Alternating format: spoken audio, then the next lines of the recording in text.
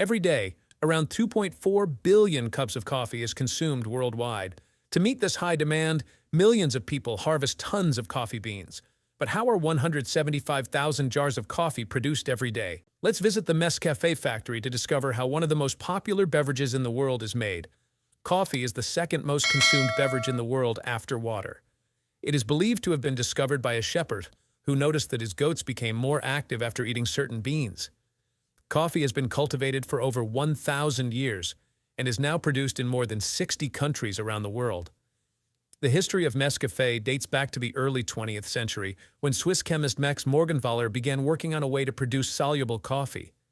In 1930, Nestlé acquired the rights to Morgenthaler's patent and began producing and marketing soluble coffee under the Nescafe brand.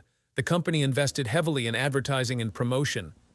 All over the world, the word for great coffee flavor is Nescafe. We're the world's favorite brand of instant coffees. And Nescafe quickly became a leading brand in the coffee market. During World War II, Nescafe became a staple for the U.S. troops and the Allied forces as it was easy to transport and prepare in the battlefield. After the war, Nescafe became a popular product worldwide, and Nestlé continued to innovate in the production and packaging of soluble coffee. The flavor of coffee depends on the region where it is cultivated and the roasting and blending methods used by the producers. Brazil is the largest coffee producer in the world, accounting for over 35% of coffee production. Coffee grows in the form of flowers, and 9 months later the buds become grape-sized berries. Coffee is harvested from the coffee plants once it is fully ripe, which can be identified by its intense red color. From flowering to harvest, it usually takes between 6 and 9 months. Harvesters collect the ripe berries while leaving the green ones to ride them further. They return to collect the berries from the same plant as they mature.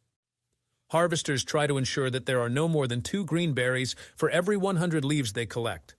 The harvested berries are collected in sacks and loaded into trucks. Each sack contains about 2 kilograms of coffee beans, enough to prepare around 200 cups.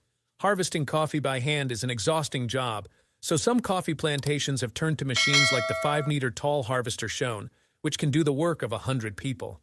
As it moves along a row of trees, the machine vibrates rods inside it to shake the berries from the branches. The fresher the berry, the better its flavor. The berries collected in the morning are stored in a wet mill, ready for processing in the afternoon. In the wet mill, water channels wash the berries and drop them into a screw auger, which loads them into a deep pulper to separate the outer skin and fruit. A rotating drum presses the berries against the wall of the depulper, squeezing out the beans. From the depulper, the beans travel through water channels to 2 enormous rotating cylinders, where they are sieved to separate them from the green hard berries that have passed through the depulper. The beans are then bathed in more water to extract a thick, sugary substance. Next, they are spread out on a cement patio to dry for 4 days, with workers raking the beans to dry them in the sun. Once dried, the beans go through a huller, which separates the husk from the bean. The dried beans are then sorted by weight into 3 categories on an oscillating table. The beans in each category are poured into bags, each weighing exactly 69 kilograms before they are sent to coffee processing plants.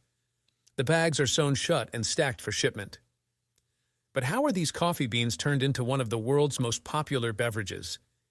Every year, 35 million tons of freshly harvested fruits arrive at plants like this one of the largest soluble coffee plants in the world.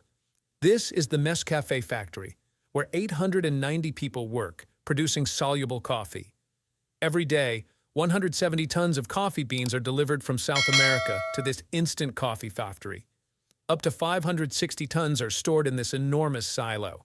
Each day, 1,200 sacks of raw materials enter this plant. The process begins with sampling, which involves poking each bag to obtain a coffee sample. The Nescafe factory uses 2 types of coffee, the Arabica variety and the Robusta. The Arabica species produces a fine and aromatic coffee, while the Robusta is known for its strong body and intense flavor. Once the batch is approved, it enters the production line. The coffee passes through a sieve that removes any larger residues that the bag may contain. In the cleaning area, the beans go through a machine with different sieves that eliminate impurities and make the final selection. Once cleaned, they are sent to silos identified by variety and type, specifically for the production process of soluble coffee. Next is the roasting phase. The beans are placed in a roaster to develop their aroma, color, and flavor. The beans are roasted at 210 degrees Celsius. By heating the beans to 210 degrees for 12 minutes, the starches they contain turn into sugars, and the aromatic compounds that give coffee its flavor are released. The roasting process also begins to burn off the caffeine. The longer the roasting time, the more caffeine is lost. The beans are constantly stirred to ensure even roasting without burning. The roasted beans then enter an industrial mill where they are ground into coarse powder. The roasted and ground beans are transported to this section of the plant, where they are mixed with hot water in a process known as extraction. When the hot water comes into contact with the coffee, it extracts its flavors, aromas, and properties. The coffee is heated until it condenses into an extract that is spread on a conveyor belt, taking it to the next station, the freezing room. Every hour, 30,000 liters of coffee travel through the heated pipes of the tower. Heated to 70 degrees Celsius, the water evaporates and is extracted through the siphon. To remove the water, the freeze-drying method can be used.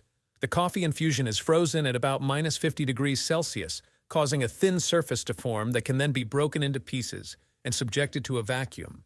It is a process characterized by its ability to preserve the flavor of the coffee. Workers have to wear thermal clothing to protect themselves from the Arctic temperatures of -50 degrees Celsius. As the liquid coffee advances along the conveyor belt, it receives a blast of cold air, solidifying into an 8 mm thick sheet of frozen coffee.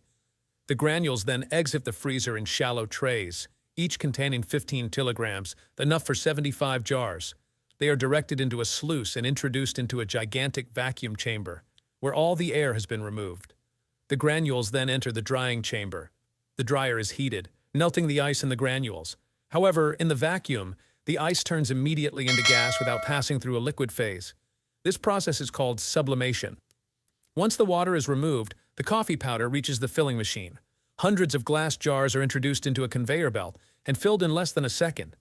This machine fills 280 jars per minute, taking more than 11 hours to fill today's batch of 175,000 jars.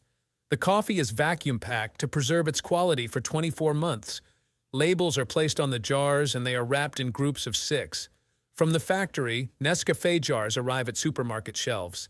If you enjoyed learning about the coffee-making process, give this video a thumbs up and let us know in the comments what you find most fascinating about coffee. And don't forget to subscribe to our channel for more exciting content like this.